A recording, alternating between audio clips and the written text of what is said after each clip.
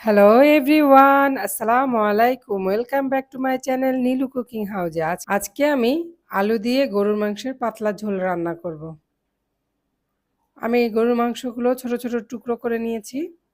ফ্যাপসাগুলোকে আমি লবণ আর হলুদ দিয়ে সিদ্ধ করে নেব। আমি চুলাটা অন করে দিব। আমি 160-এ রেখেছি। সরিষার তেল দিয়ে দিব আধা কাপের থেকে একটু বেশি।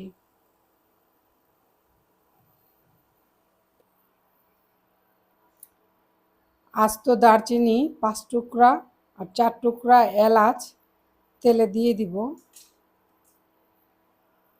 4 টুকরো তেজপাতা দিয়ে দিব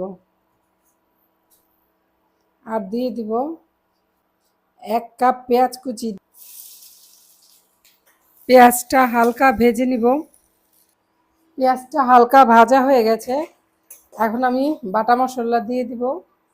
2 চা চামচ লবণ, 3 চা চামচ আদা বাটা, 3 চা চামচ রসুন বাটা, হলুদ বাটা দিয়ে দিব 2 চা চামচ আর মরিচ বাটা দিয়ে দিব 3 চা চামচ। আর এখানে ধনে আর জিরা একসাথে বাটা, এটা 2 চা চামচ।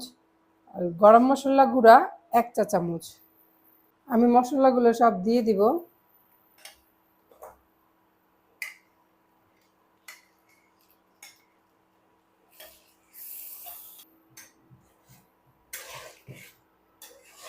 মশলাগুলো ভালোভাবে কষিয়ে নিব। আমি ঢাকনা দিয়ে ভালো করে মশলাটা কষিয়ে নিব। মশলাটা কষানোর জন্য আমি 120 ডিগ্রিতে মশলাটা কষাবো। অল্প আগুনে মশলা কষাবেন, মশলা কষানোটা ভালো হবে। মশলা কষানো হয়ে গেছে।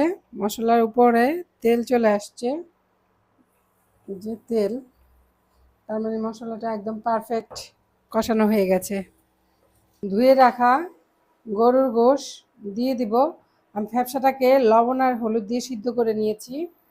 আপনারা কাঁচা ফ্যাপসাটা দিবেন না, তাহলে রক্ত বের হবে আর ফেনা ফেনা হয়ে উঠবে। তো ফ্যাপসাটা দিয়ে দিচ্ছি, তারপর গোশগুলো দিয়ে দিচ্ছি।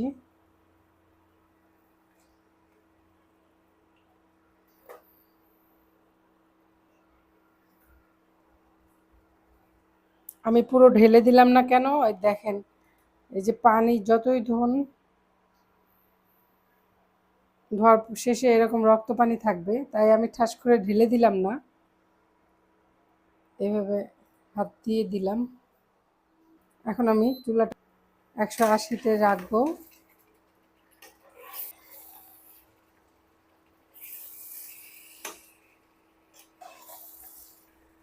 ঝাল আপনারা আপনাদের পছন্দ মতো বাড়িয়ে কমিয়ে নিতে পারেন। কেউ যদি সরিষার তেলে রান্না না করতে পারেন, তাহলে সয়াবিন তেল পছন্দ হলে তাতেই রান্না করবেন, কোনো সমস্যা নেই। আমি ইন্ডাকশন এখন 140 দিয়ে দিয়েছি। আমি ঢেকে কষিয়ে নিব। গরুর গোশ কষানো হয়ে গেছে। গরুর গোশের ভিতর থেকে পানি বের হয়েছে। আমি 30 মিনিট ধরে কষিয়ে নিয়েছি। আপনারা কখনো গরুর গোশের মধ্যে ঠান্ডা পানি দিবেন না। আমি গরম পানি দিয়ে দিচ্ছি।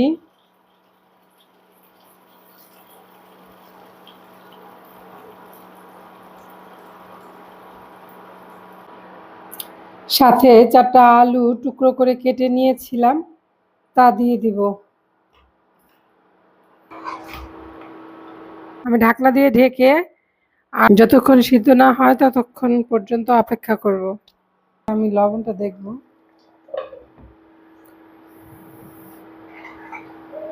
আরো হাফ চামচের মতো আমি লবণ দিয়ে দিব। লবণটা কম হয়েছে। আর দিয়ে দিব ভাজা জিরা গুঁড়া এবং আধা চা চামচ গোলমরিচ ক্রাশ করে নেওয়া, দুইটা একসাথে মিশিয়ে উপর থেকে দিয়ে দেবো ছিটিয়ে। যারা গোলমরিচ দিতে চান না, তারা 3-4টা আস্ত কাঁচামরিচ দিয়ে দিবেন। আলু দিয়ে গরু গোশের ঝোল আমার রান্না করা হয়ে গেছে। আমি এখন চুলাটা অফ করে দিব। আমি এখন বাটিতে ঢেলে নিব। আপনারা বাড়িতে অবশ্যই রেসিপিটি ট্রাই করে দেখবেন।